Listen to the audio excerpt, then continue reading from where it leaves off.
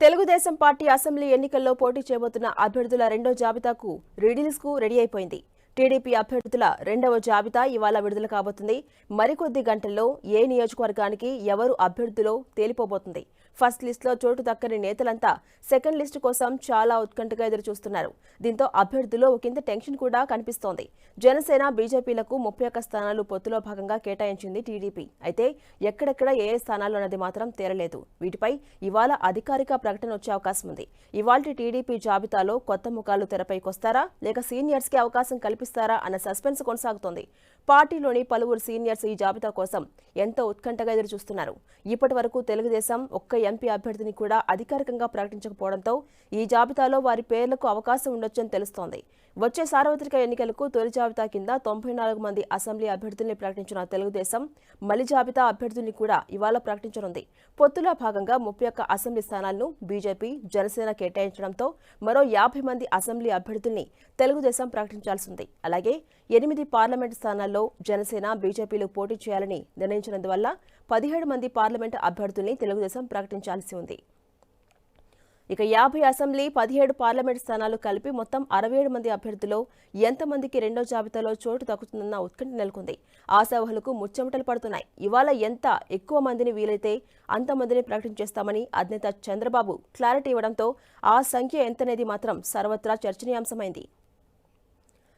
అలాగే నేడు ప్రకటించేదే తుది జాబితా కాదని మరో జాబితా కూడా ఉండొచ్చనే సంకేతాలు పార్టీ అధిష్టానం ఇస్తోంది.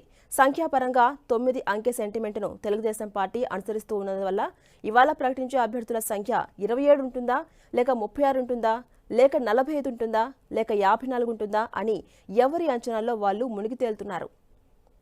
మరోవైపు బీజేపీ, జనసేనలకు కేటాయించే పార్లమెంటు స్థానాలపై ఇప్పటికే నేతలకు క్లారిటీ వచ్చినందువల్ల జనసేన, బీజేపీలకు వెళ్లే 31 అసెంబ్లీ స్థానాలు ఏంటనే చర్చ నెలకొంది. అరకు, విజయనగరం, అనకాపల్లి, నర్సాపురం, రాజమండ్రి, తిరుపతి పార్లమెంటు స్థానాల్లో బీజేపీ పోటీ చేస్తుండగా కాకినాడ, మచిలీపట్నం స్థానాల్లో జనసేన పోటీ చేయబోతుంది. తమకు కేటాయించిన 21 అసెంబ్లీ స్థానాల్లో జనసేన 6 స్థానాలకు అభ్యర్థుల్ని ప్రకటించడంతో మరో 15 మంది అభ్యర్థుల్ని మాత్రమే ప్రకటించాల్సి ఉంది. ఇక బీజేపీ పోటీ చేసే 10 స్థానాలు జనసేనతో కొన్ని ముడిపడి ఉన్నందువల్ల మొత్తం 25 స్థానాలు ఏంటనేది తేలాల్సి ఉంది.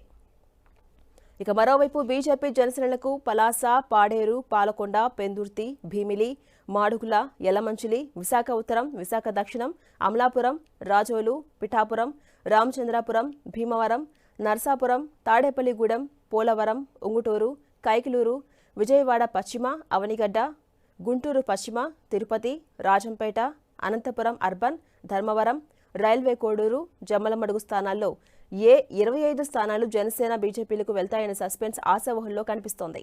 తెలుగుదేశం పార్టీ పోటీ చేసే 17 పార్లమెంటు స్థానాలను పరిశీలిస్తే శ్రీకాకుళం స్థానానికి రామ్మోహన్ నాయుడు తిరిగి పోటీ చేయబోతుండగా విశాఖ నుంచి గీతం విద్యాసంస్థల అధినేత భరత్ బరిలో దిగే అవకాశం ఉంది.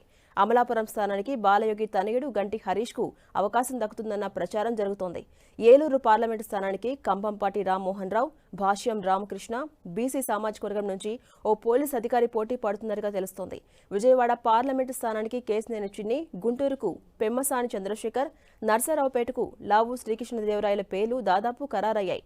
ఇక పాపట్లకు ఎస్సీసీఎల్ అధ్యక్షుడు ఎంఎస్ రాజు, తాడికొండ ఎమ్మెల్యే ఉండవల్లి శ్రీదేవి పోటీ పడుతుండగా మాదిగ సామాజిక వర్గానికి చెందిన మరో నేత ఈ సీటు కోసం తన వంతు ప్రయత్నాలు చేస్తున్నట్టుగా సమాచారం.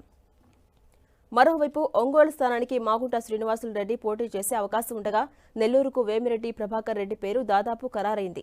చిత్తూరు స్థానానికి దగ్గుమల్ల ప్రసాద్, రాజంపేటకు సుఖవాసి సుబ్రహ్మణ్యంల పేర్లు పరిశీలనలో ఉన్నట్టుగా తెలుస్తోంది.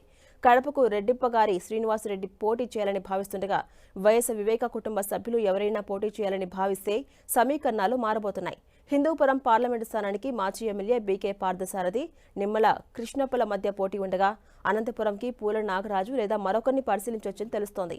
ఇక కర్నూలు పార్లమెంటు స్థానాన్ని కురుబ సామాజిక వర్గానికి చెందిన నాగరాజు, భవానీశంకర్ల మధ్య పోటీ నెలకొంది. నంద్యాలలో బైరెడ్డి రాజశేఖర్ రెడ్డి కుమార్తె శబరి పోటీ చేసే అవకాశం ఉంది.